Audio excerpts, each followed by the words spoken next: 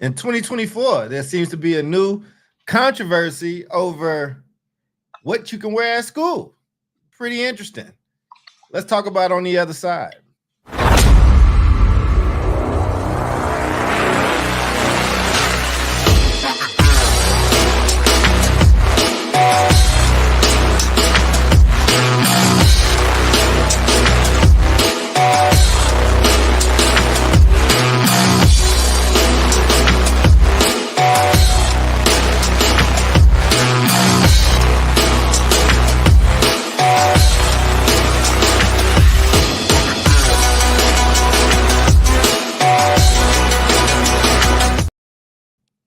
Hello there, everybody, and welcome back to another episode of South Star Classroom. I am Dr. Charles Cole III, and I'm joined on the left and the right by my brothers Omar Yanar and the wise one himself. I know it's a different nickname, but I'm starting a new one, the wise one. David Castillo, and also love sent to all of you from Jubilee, the matriarch of our show.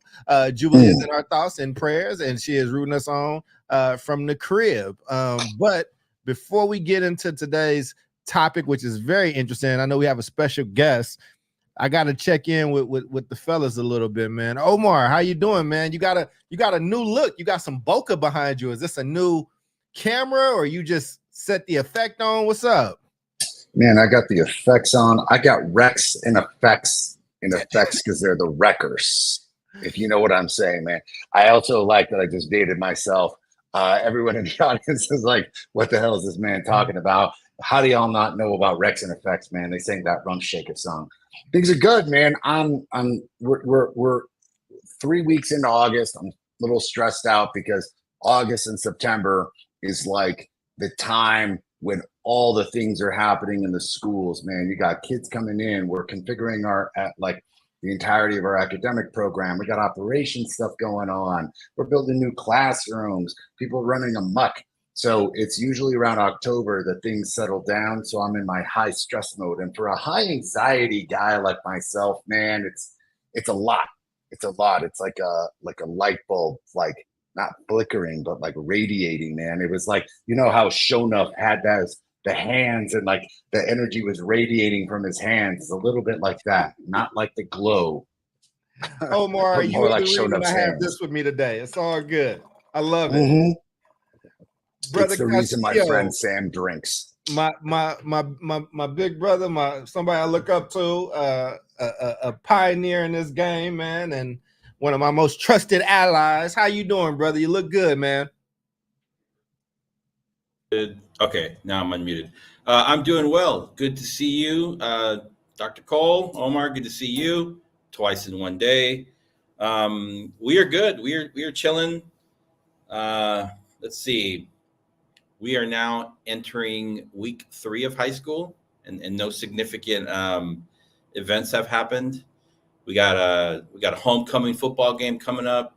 Oh, nice. And we're getting into it, man. We're gonna do the whole thing. We're doing the whole thing, right? How excited are you? You sound more excited than the boy. Oh, it's great. We're all excited. It's cool, man. It's like, you entering a school, the right kind of school at the right moment is kind of like entering a new community, right?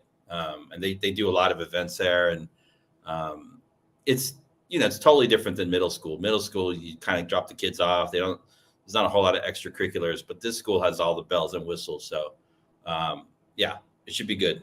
That's what's up, man. That's what's up.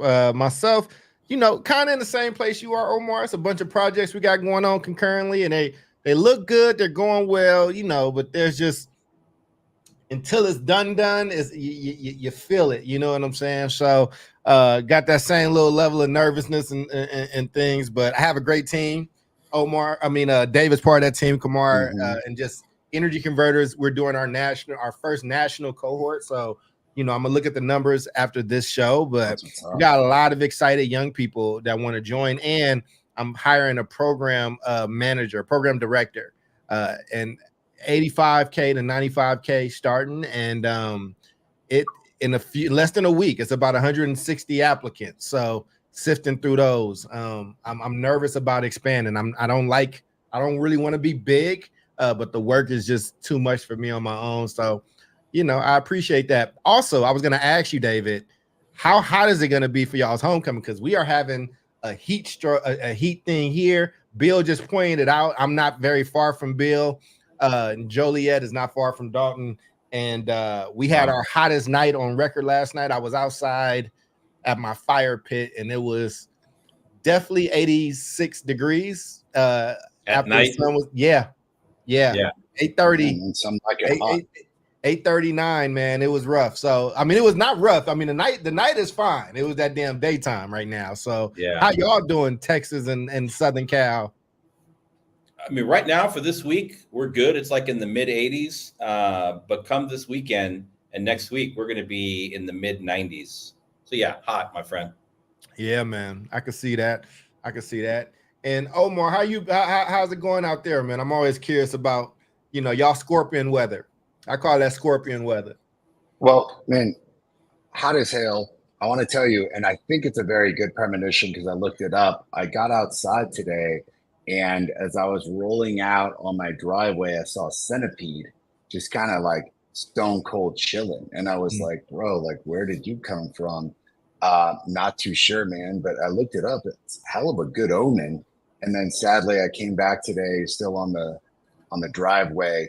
And sadly, it died because I think it was just too damn hot. I think the pavement just cooked this poor guy. It was probably cooking. I was going to say, it was probably cooking.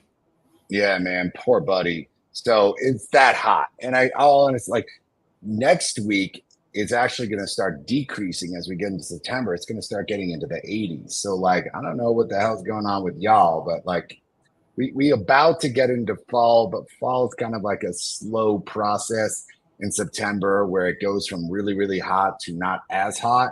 And then bam, right around late October, we get like some really solid days of fall until it's just like, all right, man, that's all the fall you get. Now you get like not as hot. Well, look, man. Well, I'm glad that we all back together because we all kept missing each other. I was traveling and y'all two had a show and you were gone, and it was me and David. And a few weeks before, it was me and Omar doing a politics show, which we were right on a lot of stuff, by the way. We should definitely, revisit that. But you know why I'm very happy today? It's because Omar is hosting, and Omar has a very special guest. So, Omar, you take it away, brother. I will take your direction. I appreciate it, man. Bueno, hello, everybody. But before we get into that, just want to give a shout out to David. We were on a boat. Last week, David. Right. You and I, we were in San Diego. We were on a boat, and our guest was on the boat. So I want to introduce. For the record, I didn't get an invite to this boat, people. I just want y'all to know that I was not invited. It's cool. Yeah, I mean, were you in the San Diego metropolitan area? All right. Yeah, next time. I will go wherever David needs me to go, brother. I will do it. It's cool. And next time. It's done. However, our guest was on this boat with us. Our guest, ladies and gentlemen, while he is a very good friend of mine, we have known each other since 2008 when he was my orientation leader at Harvard University, the Kennedy School of Government, where he was getting his master's in public policy after graduating probably top in his class from the University of the Incarnate Word in San Antonio. We have a bona fide famous person on our show today. Okay. Despite the fact that I know my man as Sam, because he's an old good buddy of mine. Sam, my friend from grad school, has since become Sam Sanders' famous correspondent, podcaster, journalist. Sam cut his chops working at NPR. He joined it was a summer internship right around 2009, if I remember correctly. He'll correct me. And, he covered politics. He was doing a ton of work with the Politics podcast. And then he wound up creating his own pop culture podcast thereafter with NPR, very famous show called It's Been a Minute. Since then, this man has become so famous, he has started to create his own organizations for his own IP. And he has since been doing also a very famous podcast called Vibe Check with his co-hosts, Zach and Saeed. This man is badass. He is from Texas, grew up in San Antonio from a small town called Seguin. I think he lived in Shirts too, if I remember, for a while. Did you have a stint in Shirts? Yeah, he did have a stint in shirts. Ladies and gentlemen, the one, the only, the very badass, the very cool Sam Sanders. Sam, welcome to the show, brother. Thank you for having me. I'm excited to be here. Honored to be here. Thank y'all. Well, Sam, I'm jealous because you were invited on the boat. Well, here's why I was invited on the boat. I organized the boat trip. Now I'm hurt again, Sam. We got to be friends so I can get invited on the boat as well. You know. Friends. No, so I turned 40 a little over a week ago. And Omar came up from Texas, and he and another good friend stuck around for a few days. Then we all went to San Diego. And before we left town, I was like, we should get on a boat. We should just go on a boat. And I'm so happy that we did. It was delightful. We happened to be on the water on an evening in which a lot of the Navy SEALs were like doing some practice runs. So that was nice. We just saw them driving by on the little Navy SEAL boats, waving at us. It was delightful. Hey, man, that's awesome. Before you go into the topic, Omar, can I just ask, I heard that you have a show. Omar kind of introduced it. Can you just tell us a little bit about it and your expertise and, you know, all that good stuff, man? So we can, where we can check it out. For sure. You can hear my podcast wherever you get your podcasts. The show is called Vibe Check. We publish episodes every Wednesday. It is a show all about me and two good friends of mine, poet Saeed Jones and Tony Award-winning producer Zach Stafford, making our group chat a podcast. We talk a lot about entertainment and culture and pop culture and some news too. But it is a space where we approach the news of the week as journalists, but not too much. We're friends hashing this stuff out in real time and thinking real ideas and talking them through for our listeners. Vibe Check publishes every Wednesday, wherever you get your podcast. Before Vibe Check, I hosted several shows for NPR, for Vulture and New York Magazine. I got an exciting new project coming this fall that's still a little hush-hush, but either I or Omar will tell you about it this October when it's live. But yeah, I've been talking for a living for a very long time, and I'm honored to be able to do it. Oh, man. Well, we so lucky to have you. I'm going to let Omar host it. But Omar, I can't wait to see you on Vibe Check and hear the South Star Classroom shout out, brother. I can't get on the boat, but we can get shouted out. I think I'm cool enough for Vibe Check. They had a poster in Times Square, man. Like, my small time Texas ass ain't ever going to be invited to a podcast. You got to think higher of yourself, man. You got to think higher of yourself. Think higher of yourself, brother. We sent you the invite, but you rejected it. Yeah. We're gonna get you on there. Invite was the 9T at 9 invite that Happy Gilmore got in my fancy clothes. That was the invite I got. I am excited to bring Sam onto the show because Sam is this brilliant converger between politics, pop culture, the dynamics and sociology of human beings, a little bit of anthropology. This guy just brilliantly can combine all these things. And today's show, ladies and gentlemen, is the combination of all of these factors. So we're really excited, thank you, Bill, to have this happening.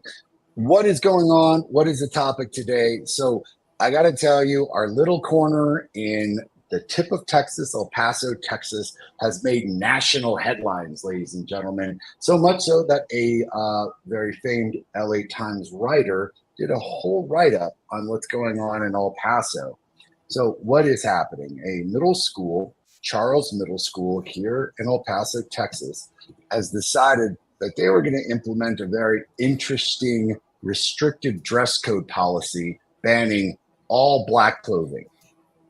I just want that to ingrain yourself. And I am wearing a black shirt in solidarity of the fine students at Charles Middle School today. They have banned all Black clothing, basically targeting anyone who identifies with like goth, emo. You listen to My Chemical Romance, The Cure, which is my favorite band, any similar subcultures. They have banned it in its entirety. What's really cool about the LA Times article is that it starts to dive into very specific questions about this kind of dress code.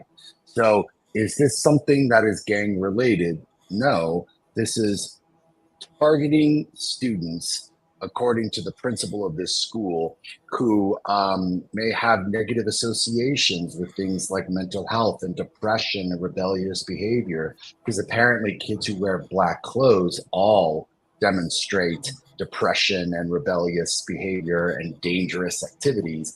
And they said, this is what we need to do at this school to promote a safe environment. Now, from my mind, I wonder about the civil rights of this issue, as to whether or not, like, are civil rights being violated in terms of your First Amendments? Schools are a weird place. I want to bring in the idea of being a teenager and pop culture and music that's associated with that kind of clothing. And the LA Times article did a pretty good job of like bringing in a lot of people who talked about, like, I was a goth, I was an emo kid, this was my group, this is how I expressed myself, this is how I associated my identity in middle school, and how a band like this could be negatively associated with not allowing students to allow for their like revealing of their identities, right? Or like the expression of their identities. In addition to that, kids and parents are super pissed off, and they have now gone to the school district to step in and have them try to reverse this decision. But as it stands right now, these students are feeling very targeted, very marginalized, feeling that they are not being allowed to express themselves, their art, their subculture, their environments. And I wanted to bring Sam in just to ask Sam and our group, imagine you're 13, 14 years old, Sam, and you identify with this certain group, and they have said, no, sir. And it has nothing to do with gang activity. It's basically saying, you all are sad, and we're going to restrict this clothing. So just general takes as I've laid out the facts. And I'd like to let our guest lead us off, if you'd like to. Just what are your general thoughts about this ban and the statement it's making on these students' ability to express themselves? I'm really interested in what the school principal said about the new policy and why they were doing it. So this is Charles Middle School in the El Paso School District, I believe, EPISD. And in the letter to parents alerting them that this was going to be happening, he wrote that wearing all black, quote, has become more associated with depression and mental health issues and or criminality than with happy and healthy kids ready to learn. Wow, wow, wow. There's so much to unpack there. But I think I'm first most patently offended by the phrase happy and healthy kids ready to learn. The level of condescension from this adult to the children he's supposed to be working for is off the charts. When I think about middle school, I think about that being one of the first spaces as a young person where you're really allowed to start to be free to figure out how you want to express yourself, hopefully in a safe and supportive environment. Part of an education is learning how to be you in community with other people. And part of that requires learning about how you want to present yourself in school, in the world, etc. How you dress is a part of your education, because you're going to be thinking about how you dress as an adult in the working world, etc. So for this educator to not just understand that self-expression is a part of education, but then two, to say that he knows what happy and healthy kids ready to learn looks like, I'm really pissed off by that. I have a lot more to say, but that's my first thought. Like, F this guy, like the condescension is off the charts. It's off the charts. David. I agree with that. Yeah, there's a couple of things here. You know, I'm a former school leader, and schools are like big, complicated, like mini communities. And when you know, it could be something very simple of changing out, you know, light bulbs from 90 watt to 60 watt. And everybody's like, what's going on? You know, you have to communicate. You have to research and communicate anything that happens in a school that is going to be some kind of a change. Now, this is a big, big change because it impacts probably most of the students. And so I have questions about like what research did they do? What communication outreach did they do to families and students? Did they run focus groups? Like what process happened here? And there probably isn't a process. It's probably one guy who says, I don't like that. I read something about it. I saw something on TikTok about it, and I'm just going to unilaterally do this thing. And those things typically will blow up in your face in school. So there's that. But I think even backing up on the topic, I've always aged myself. I'm going to dox my age or my generation. I was in middle school when the first wave of like goth culture and goth music came to the US from the UK, right? So this whole thing started like in the 1970s and 1980s, in kind of a post-punk United Kingdom, through, a number of different bands that we've all heard about. But there was a style that was associated with it, a style of music that was like down, call it depressed, emotional. It made you feel, right? You kind of tap into that, like that dark side, right? That we all have. It's just part of our balance, our yin and our yang. So, I think the actual like culture, the goth culture thing is probably a whole other show, because it started, like I said, mid 70s, late 70s, early 80s. But it has roots going back, pulling from like literature, pulling from film. It's actually a very unique culture in terms of how it got formed. However, it came to the US and it's gone through several waves. And I'm glad to see young people that are picking it up. I mean, I love to see young kids expressing themselves, however, but especially, seeing young kids kind of dress the way that I dressed when I was in middle school. And we didn't have a dress code. They probably thought we were crazy. We probably were. But there's also this angle of like where El Paso is, it's on the border. Goth culture is huge in Mexico. Like this music is massive in Mexico and Latin America for some reason. I don't really know why. We're sad, man. We're sad, dude. That's why that's why Latinos love Morrissey, dude. Every time a Smith song comes on, everyone está llorando, dude. Everyone's like, ay, Morrissey, ay. I mean, it's part of the thing. It's funny, right? Like when we got topics like this that everybody kind of can agree on because it's like a layup. I got to make it fun, man. My thing is like, you can get what you want. Like if you, as that leader, why didn't you just lean on gangs, bro? Like why didn't you just? I'm a black dude that has been black for my entire life. Every school I've gone to has had some type of specialized dress code, right? That kind of is for the area. So whether I'm in the Oakland Bay Area or Chicagoland, especially Chicagoland, or like Kentucky, like it was just certain stuff we just couldn't wear because of gang violence, right? Like hats is a big thing, like in LA or Chicago, right? Like, so you just can't wear hats. The other part is, instead of doing that, why don't you just do uniforms? Cause like I have more of an issue with the technical inability of this leader than the actual like thing that they're trying to do. I gotta bring some kind of different layer to this, because we all gonna agree, if not, right? Because we're like, are you really, is that the reason you gave? Because kids are depressed and things like that. Listen, goth is a part of just the high school trajectory, man. You gotta have, when you break up the lunchroom and you got the jocks and you got this and you got that, your high school ain't complete without the goth kids, baby. Like you need them. Like, and they come in every race and color and tone. Go ahead, Sam. I mean, also when I think of like goth and the expression that these students are going for, it is a very safe emotional expression. They're sharing a certain kind of feeling and a mood through their clothing. And I think in general, if we're at a school that's not doing uniforms, we should like say, oh, that's actually maybe a healthy way to express how you feel. It's a healthier way to do that than to scream at someone or to hit somebody. Like, no, we can express ourselves through how we dress, how we talk with kind words, etc. Like this all could be like part of a student's learning process. How do I want to express myself? And he's not getting that. I also wonder logistically, how do you enforce it? How much black is all black? If the shoes are white, is that too much? How far do you go, right? 66% black is too much, 75%.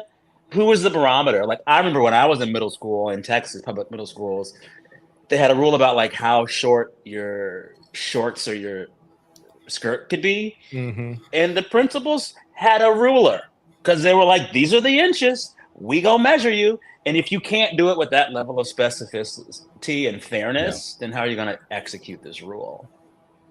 Yeah, man. Yeah. I mean, go ahead.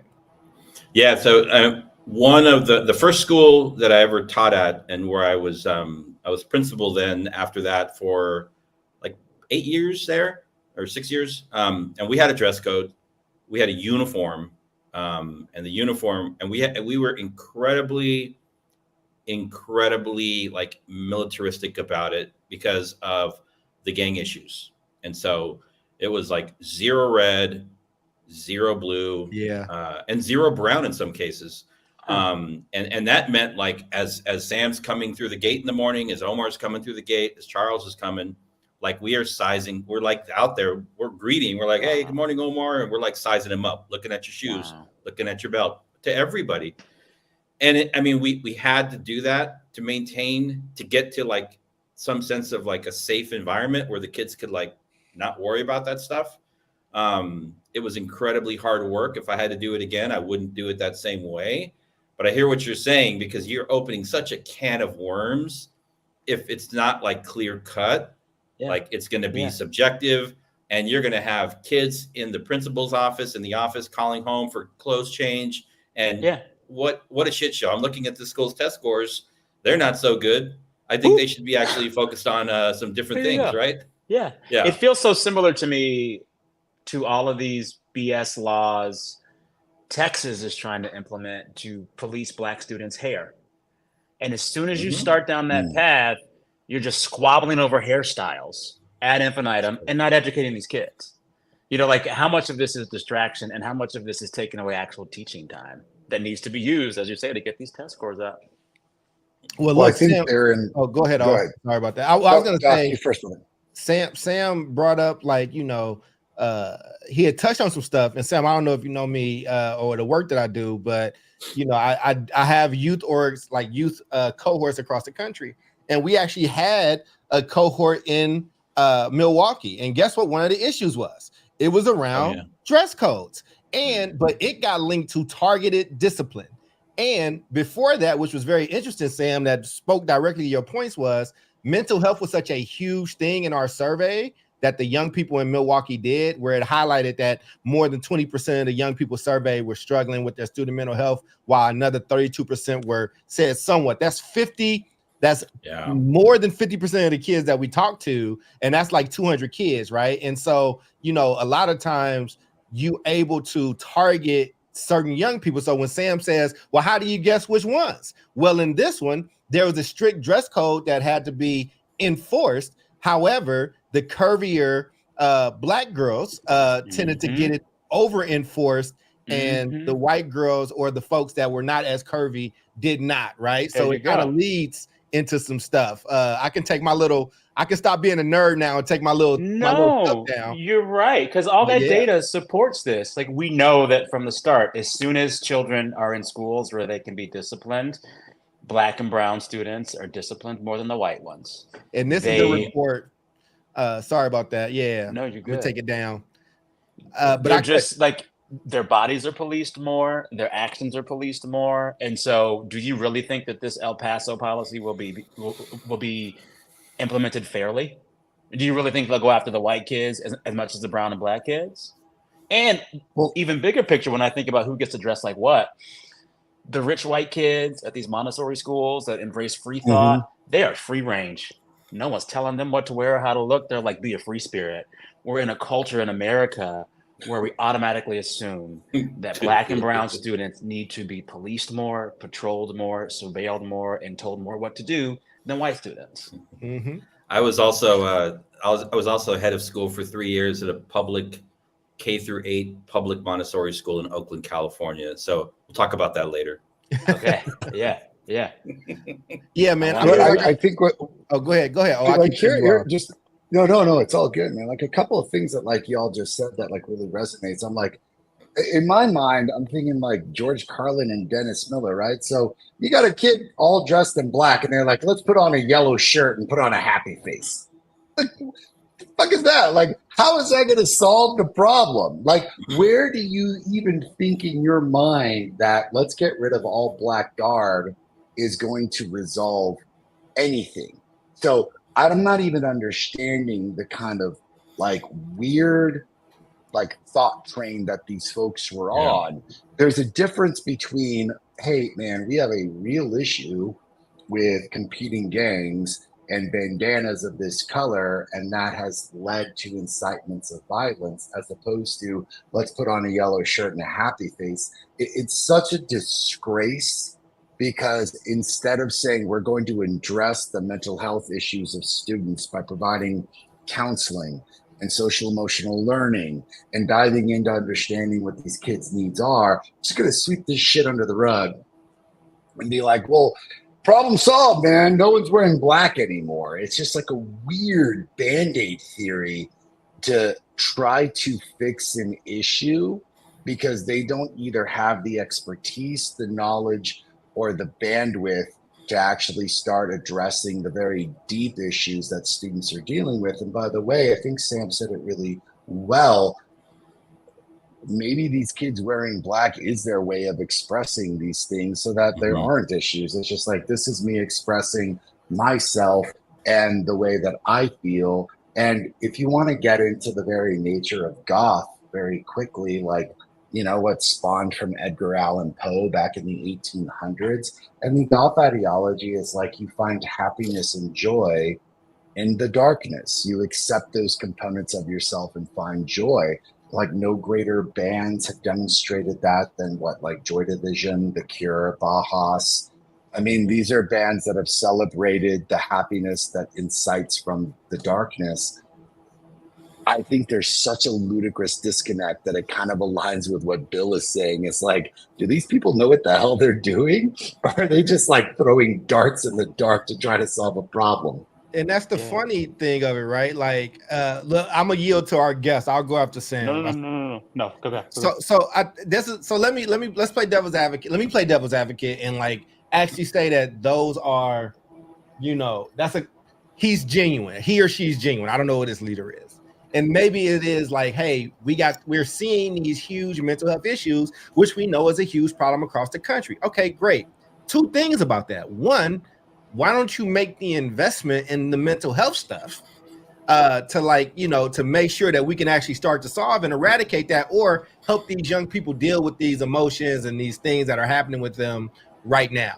But two, if that's the genuine reason why you're doing it, because these kids are depressed and sad and need support, why would you give away your best tool? That means that they're self-identifying. So if you got these kids wearing black and they're sad and they're depressed and shit, excuse me, Sam, I don't know if you curse. No, it's not good. If that's the case, you have a built-in metal detector of sadness and depression, and you could actually do some eradication if that's the real reason. The whole thing is just poorly executed.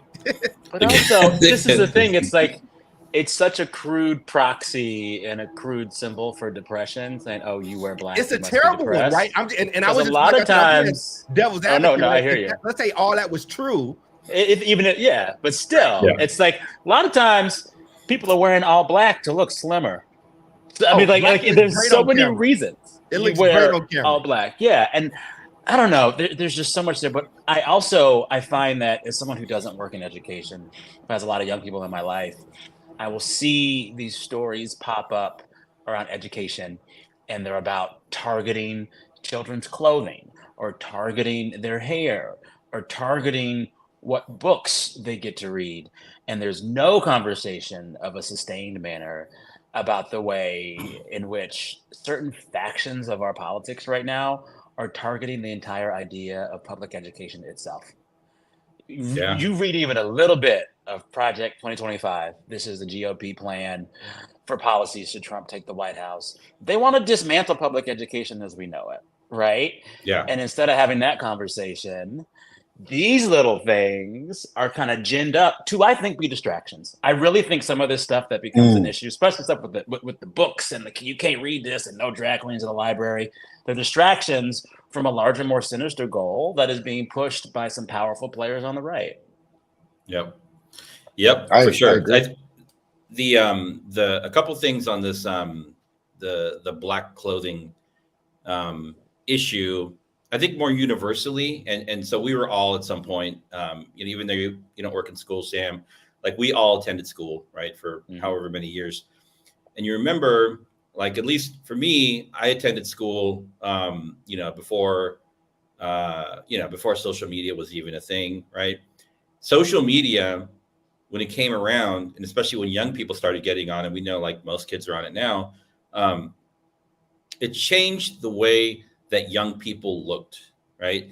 Like when I look at pictures of me in high school with my friends, like we all had like such different, unique styles. At some point with social media, the way the kids dress, everything kind of gets watered down and homogenized, right? So I think when you see young people that are kind of like taking a risk and are going to dress in a particular way that kind of falls outside of the norm, I think that's maybe not a return to like normalcy, but they're kind of going against the grain, right? It's always been going against the grain, but they're pushing against this like thing of like, these kids. The kids at my son's high school, they look like young adults, right? They're just like they're very very conscious about how they look, and I just don't remember being so conscientious about how it looked when I was in high school. The second thing is, if you remember, like if you're new to a school or new to a classroom, you use your eyes to look around and kind of view different groups of kids. And you can identify like-minded groups of people. You can find your tribe in any environment based on the way that people are dressed, right? We all did that. Oh, they're the skaters, they're the surfers, they're the hip-hop kids. They're the gang dudes. They're the rockers. They're the smokers. Whatever, you can kind of figure it out. Rockers. The stoners. Yeah. We still have rockers. Everyone's a stoner now. Somehow. Yeah. Exactly. And so when you take that away, it's interesting because you're actually taking away an opportunity for people to kind of connect with their own tribes because everyone starts to look the same. Yeah. I did that in college too. My first year in college, I showed up to orientation, huge, massive school, didn't know where the hell I was. I found one Latino guy with a skateboard, and his t-shirt was a big 40-ounce bottle of Old English. And I'm like, that's my guy. I went over to him, made friends. We're friends to this day, because of the way that he dressed. Yeah. Well, and it's like, these are all the soft skills that we want children to develop before they're out in the adult world, knowing how to find their people, knowing how to self-express. I feel a lot of parallels to the conversation we had a few months ago over whether or not college students could protest military events in Gaza. And there were some folks saying, well, they shouldn't be protesting at college. Well, where the hell else do they learn how to protest? You're supposed to learn these skills and become equipped to be a good public citizen while you're in school. So if you can't learn how to express yourself, if you can't learn how to dissent, if you can't learn how to protest in school, where the hell else do these kids get those skills? Yeah, I would add to that. There's like Bill made a really good comment about like uniforms and the kind of the racist tendency about that. And having come from like Silicon Valley myself, right? Like having gone to college out there and hearing all the Silicon Valley shit about like, I don't know, all the dumb shit about like, ooh, like go fast and break all the things. It's like dumb shit. But you have a very pervasive group coming from Silicon Valley that are telling the world, hey, you know what you should stop doing is making all these decisions in your life, and you should get yourself kind of a uniform daily. And you know what the uniform of choice is for Silicon Valley people? It's a black t-shirt. So you have one of the most pervasive social elements in the United States telling people and kids, this is what you should be wearing, And as a kid, you're not only trying to identify with a subgroup, but you're hearing it from one of the most persuasive groups in the country. Like, oh, this is the rich people. These are the techies. This is what they're wearing. This is what they're telling us, like, how to do things. And that element, because of social media, is very persuasive. So now you've got this interesting contradiction where it's like, kind of like Sam was saying, oh, it's okay if these kids wear the black and have that Silicon Valley look, but God forbid these black and brown kids start wearing all black and making those decisions because we're going to identify them as sad. And now that they're sad. But I'm like, is that a thing, right? I think what we all are doing is like calling out that the excuse sounded like bullshit. Let me just be the other side of this, right? Like, for the most part, and as somebody who's helped run districts and been in a lot of schools, parents usually they'll pretty much go with you if you say this is a dress code, like a dress code or uniforms or something like that.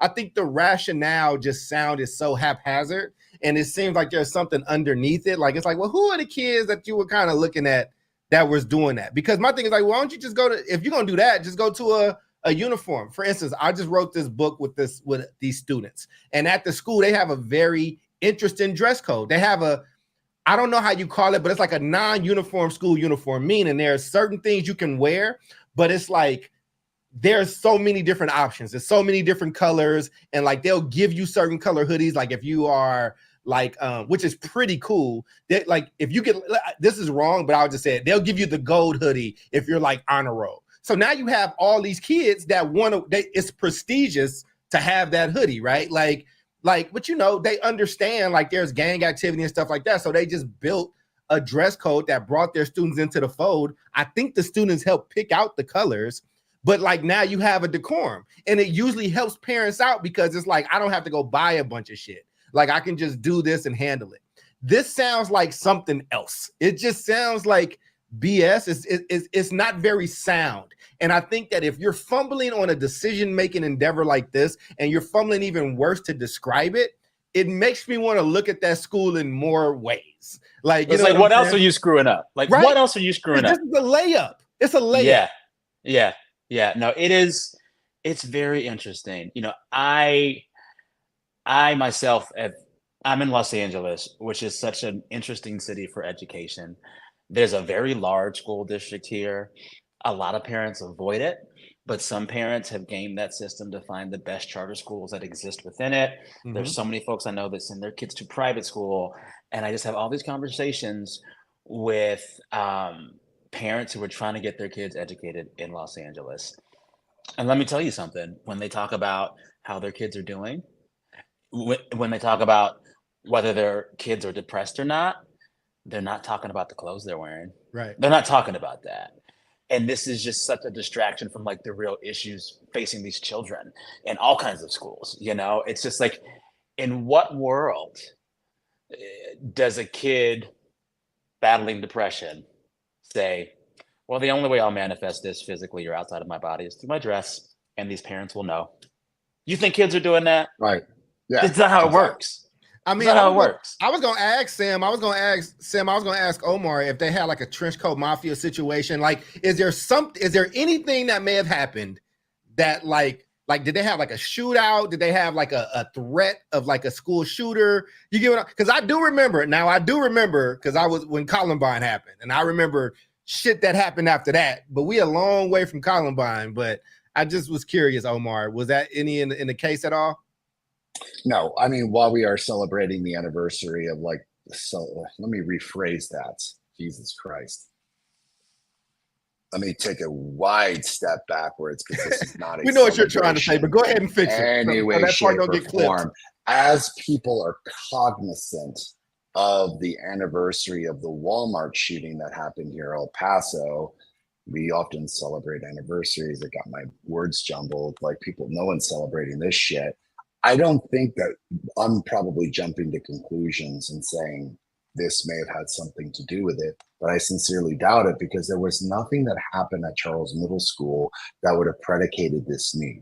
Now, what they're saying is, hey, like, it's just head to toe black is what we're not wanting. You can still wear black pants and you can still wear a black shirt, but it's kind of like Sam said, it's like, well, where do you draw the line? Like you got an off black pair of pants, you got an off black pair of shirts. Now, how much time are you spending dealing with this issue instead of dealing with the root issues of that child's literacy level, or dealing with the root issues of, hey, we're spending more time actually speaking with kids and getting to know them and building relationships versus this like punitive judgment. When you create a policy like this, you're spending so much time and energy trying to enforce it that I often wonder, where's the time and energy better spent? That it's kind of what Sam said, like, is this just some kind of BS distraction to basically say, we don't actually know how to solve the problem. We're just going to come up with some haphazard solution. And it gets me deeper into education. And this is just kind of my last point, and Sam, go for it, is how many of these do we have?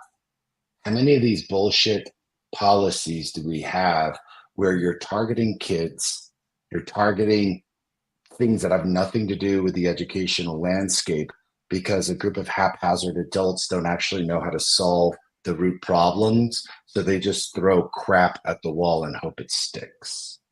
It's just fun. Are they going to do the same thing for the teachers? Are they going to tell the teachers, well, you can't wear all black anymore either? How's that going to play out? That's great. That's a great point. Have they thought this out at all? Yeah. Is the That's right, and principal that's always- of that school Oh, wow. going to no longer wear a black suit on occasion? I will say, Where does this go? in my high school, and David, I didn't mean to cut you off. In my high school, for a year, there was a stricter dress code for teachers. Males had to have on a tie of some form. And I remember because we used to mess with our art teacher because he always had on a bow tie. And because it's wood shop in there, it's like, I can't have a regular tie because it's, you know, you don't want to get it caught in any of the equipment. But they had to, the men had to wear some type of tie or some type of equivalent to a tie. But yeah, man, it's interesting. My bad, David. You was about to say something. No, I mean, I think the adult piece is very interesting because even if you say the schools that I've worked in generally have had dress codes, and we did not have a staff dress code, but at one of them we did have to, we created a policy or some guidelines for staff, you know, calling it like, you know, business casual or whatever the language was. But it was interesting. We would have teachers show up like they were just coming out of the club.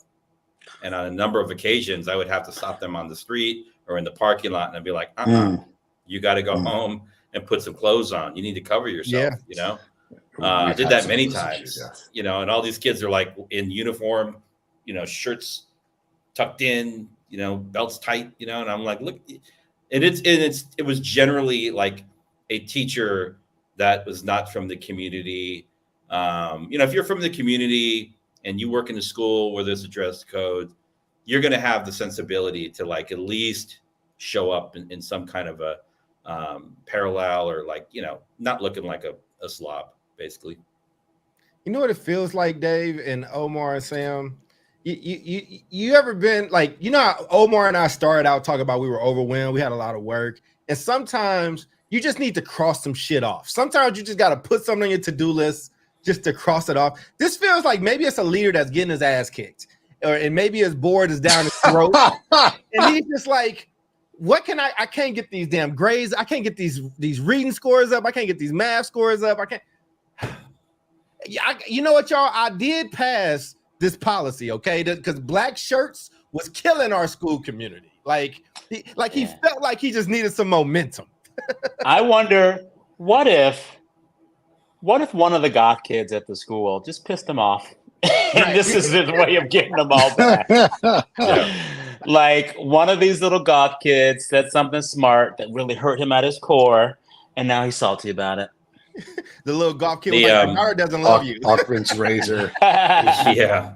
He's like, you look sad, Mr. Principal. The El Paso Independent School District was asked, and they gave a statement when the press asked, you know, how did this policy kind of come about?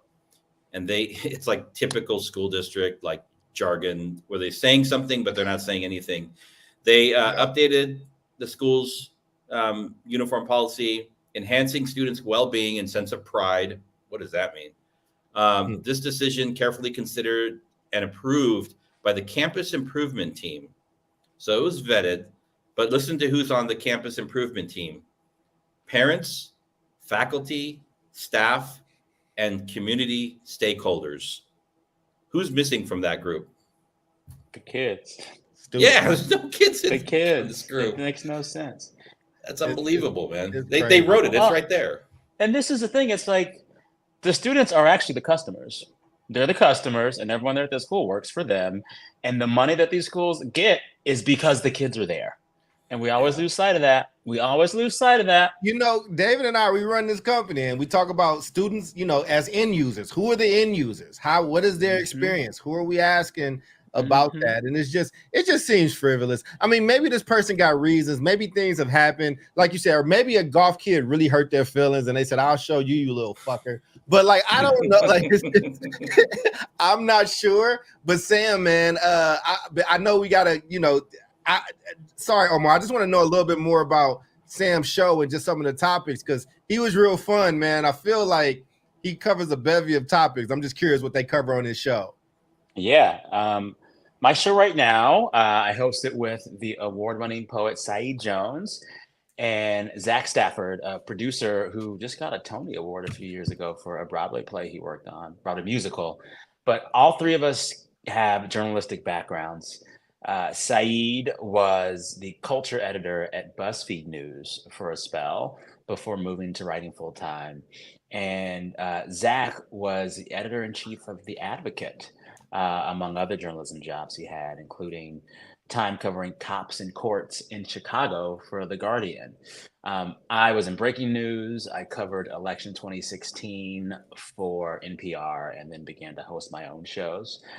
But a thing that all three of us found out about ourselves over the course of our careers is that we were three journalists who loved talking about current events, but always felt a little bit stifled about the ways in which our newsrooms let us talk about them.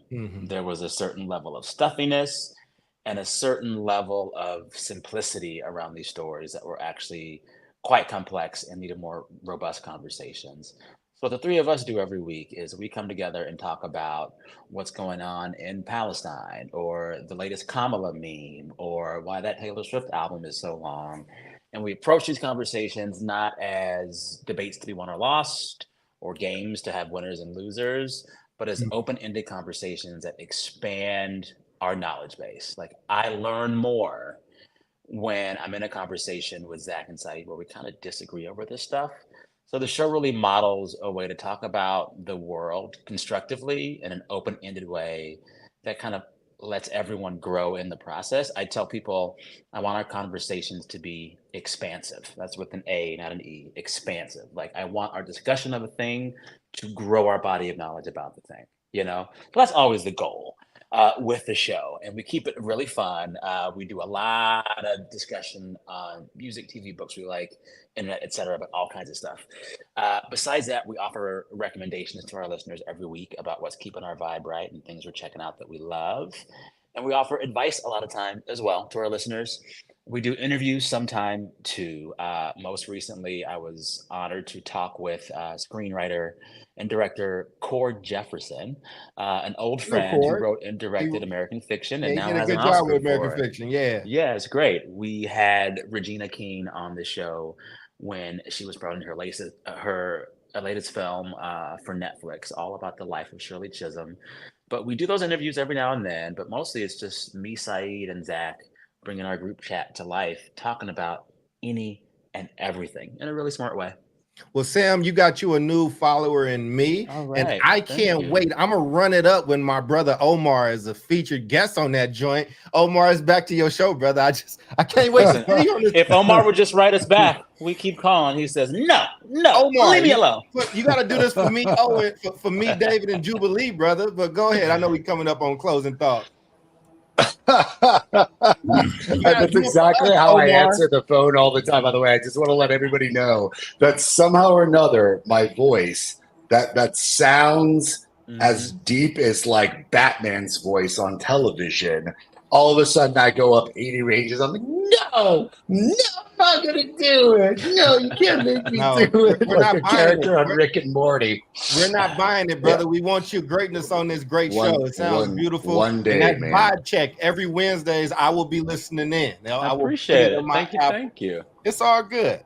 All right. Indeed. And if I could, we are going to get into last and final comments. And Sam, this is just kind of the time when we're wrapping up the show. What are our final thoughts? How are we kind of summarizing and or add in what's keeping your expanding our vibe right, thoughts? Omar.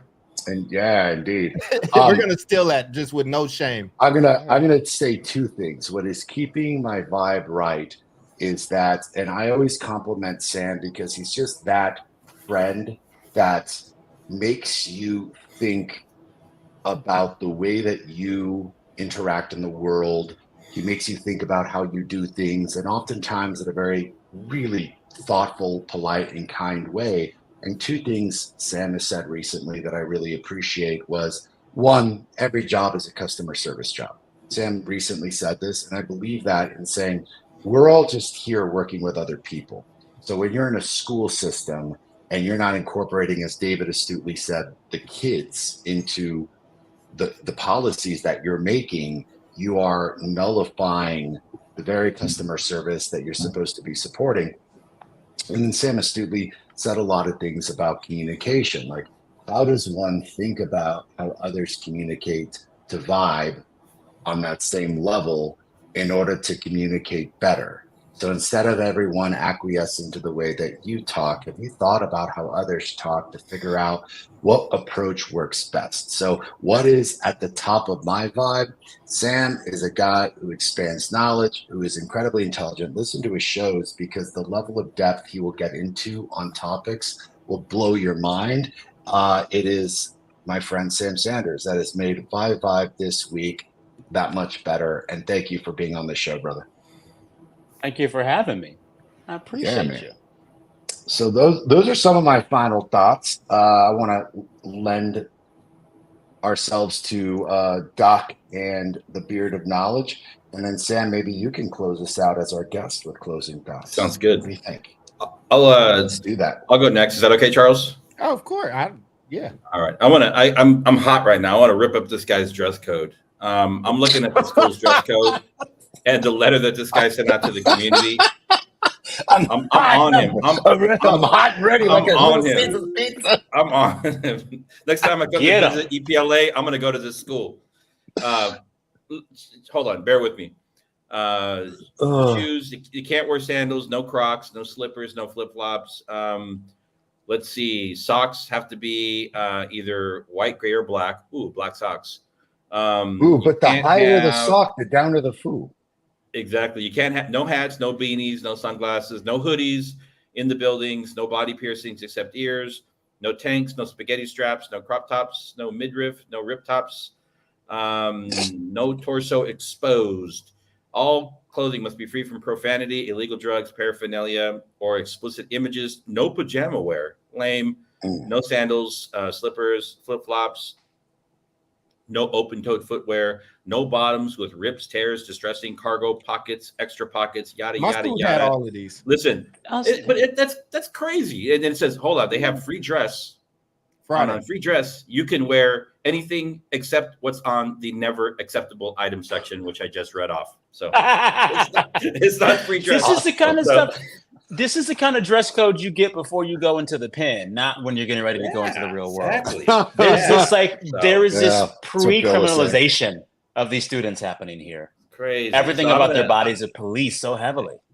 I'm thinking of the lyrics to the Pink Floyd song, Another Brick in the Wall. Hey, teacher.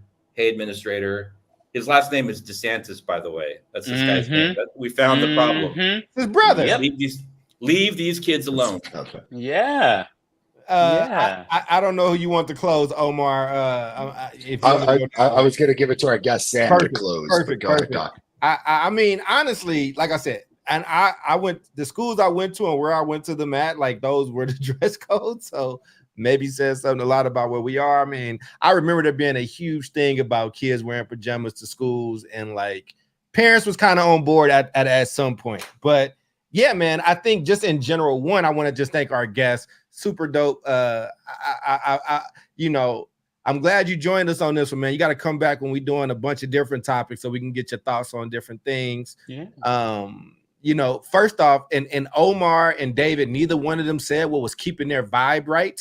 I want to make sure we're still in that for today. I totally said what kept my vibe right, man. Sorry. David complimenting our guests. David did not. David did not say it was keeping our vibe right. I just want to hear his vibe right, and then I'm gonna do the vibe right, and then his vibe is hot and ready. My what's keeping my vibe right is giving this Principal DeSantis all the smoke. The problem. Got you. I think what's keeping my vibe right. I like to say this wine, but it's a terrible cab. It is not good, but I paid for it. But but it's just not good. But I will say, my birthday was July 30th. We're not very far in birthdays, Sam, but I'm glad that we had you, man. I just think that he's just very rookie at his job, or he or she is very rookie at their job. Because if this was a problem you wanted to solve, I just don't think a seasoned leader falls into this trap. I think that there's an easy way for you to kind of have your rule reign over the people without that dumbass rationale. Because if you gave a good reason, if you have some data to go buy it back for it or whatever, usually people don't give you too much problems on that, especially if you're dealing with bigger issues at the school. In an inner city school where stuff is happening and things is happening outside, you can make the dress code damn near anything because people are like, whatever's going to keep us safe, let's do it. But this isn't steeped in safety. It's steeped in something else. But I do think it's something larger, and Sam pointed out to it. And if anybody liked the Project 2025 reference, we did a whole show on it where we broke down pieces of it. Can't break down the whole thing because it's 900 pages, but there are a set of policies that people have been deployed, regardless if Trump knows it or they trusted him to put it out or whatnot, is irrelevant. The people that, if he wins, the people that are Republicans, there's a quota that they understand, and part of it is in this how you control schools, how you have these discussions and things like that. And the whack rationale and the whack reasoning makes me feel like there's something deeper here. Like maybe they want to confront controversy. Maybe they want to have their name in the papers so they can be these type of strong leaders and get the type of recognition that will say, hey, maybe that's the person that we do want to be a state superintendent of education, or maybe that's the person that has our values that should lead this larger stuff, because it's so stupid. Like it's not even. This shouldn't even be news. I mean, it's so ironic that this principal's name is DeSantis, because that's exactly what Ron DeSantis has been doing. He wanted to run for president, so he started passing BS laws that he knew were BS because they would get him attention from GOP primary voters. It's like, how much of this is about the students and how much of this is about attention for Principal DeSantis and his next steps in his career? Well, and you were taking it away, brother. So you go, you close out the show, brother. Yeah, you get to close this, man. All this to say, I mean, it's an honor to be here. It was keeping my vibe right. I turned 40 about a week and a half ago. I think I mentioned Omar was up there for the party, and then after what day, brother? That, what day? I think you're a Leo like me. August 17th, yeah. And I just turned 41. We crossed over, brother. We're there. Yeah. But I think in general, what was keeping my vibe right throughout that weekend after was hanging out with really good friends for this milestone birthday, and seeing Omar in the flesh with not just my older dog, but a new puppy I got a few months ago. Watching Omar greet a dog is one of the wonders of the world. Omar is loud and we love him for that. But when he sees a dog he likes, it's like a benevolent car alarm just going off. And for several days this last week, I got to see that happen with both of my dogs, and it was really fun. So I enjoyed that. Kept my vibe right. And if you had man, if you wanted to, Omar, you are the life of the party. I will always tell you that, man. And you hosted a hell of a show today. You brought a hell of a guest. Sam, I'm sure I speak for all of us. You should get all of our information. If there's any way we could be supportive, any way we could push, I definitely want to help push a brother that's doing this work on that type of level. I know what that I don't know what it comes with it, but I just want to make sure that you know that you got some supporters and we will always be fans. But Omar, these are your kudos, man, in your black shirt, you depressed bastard. According to that principle, you did a great job. So you take us home, Omar. Hey, man, I just want to thank the Beard of Knowledge, the Beard of Wisdom, David Castillo, as always, the real Dr. Charles Cole, my good friend and brilliant human being, Sam Sanders, on behalf of all of us, and Jubilee Ransom, who is always with us in his hearts. In our hearts, this is South Star Classroom. We're here every week, 3 p.m. Pacific, 6 p.m. Eastern. We'll see you next week. Peace, everybody. Peace out.